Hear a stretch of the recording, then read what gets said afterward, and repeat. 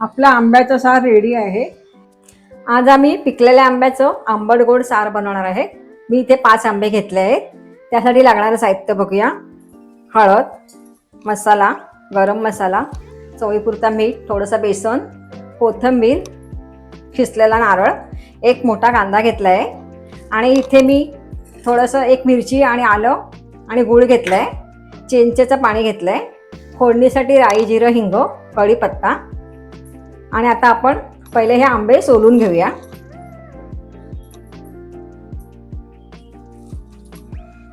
आंब्याची अशी सालं काढून घ्यायची आहे।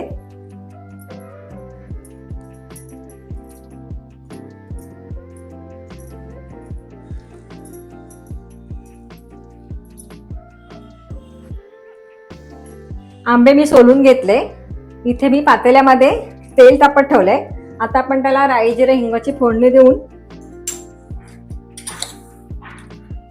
अर्धा चमचा राई, जिरं, हिंग, हा कांदा,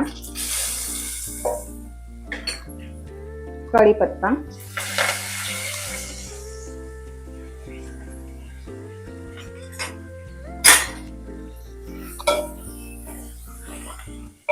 कांदा परतून घेते मी आता। नंतर याच्यामध्ये आपण सर्व मसाले घालूया।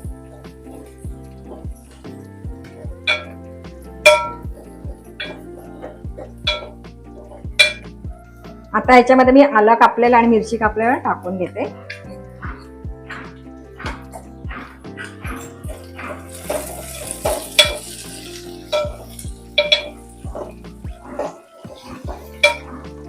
आता सर्व मसाला टाकून घेऊया। याच्यामध्ये मसाला खूप जास्त घालायचा नाही, थोडाच घालायचा। अर्धा चमचा हळद, अर्धा चमचा गरम मसाला, चवीनुसार मीठ, थोडंसं बेसन घालायचं आहे 1 चमचा आणि हा थोडा गूळ घालायचा आहे। आता पूर्णपणे परतून घेऊया आपण मसाले। आता हे आपले सर्व परतून झाले। आपण ह्याच्यामध्ये आता आंबे घालून घेऊया।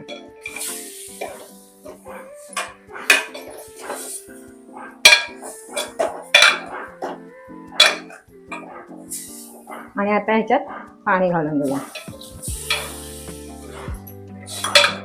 हा चिंचेचा कोळ आहे, तो पण याच्यात घालून घेऊया। थोडा आणखी पाणी घालूया ह्याच्यामध्ये। आता ह्याच्यामध्ये नारळ घालून घेऊया आणि कोथिंबीर। ह्याला चांगली एक मस्त उकळी काढून घ्यायची। ह्याच्यावर झाकण ठेवूया, थोडंसं उघडं ठेवू म्हणजे ओतणार नाही। आता आपण बघूया, उकळी आली आहे। छान साराला उकळी आली आहे।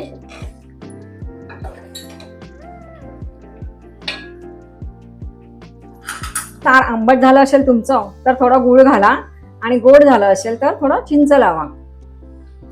माझं हे परफेक्ट आहे, मी चाखून पाहिलं आहे। आपला आंब्याचा सार रेडी आहे। हे तुम्ही भाताबरोबर खाऊ शकता।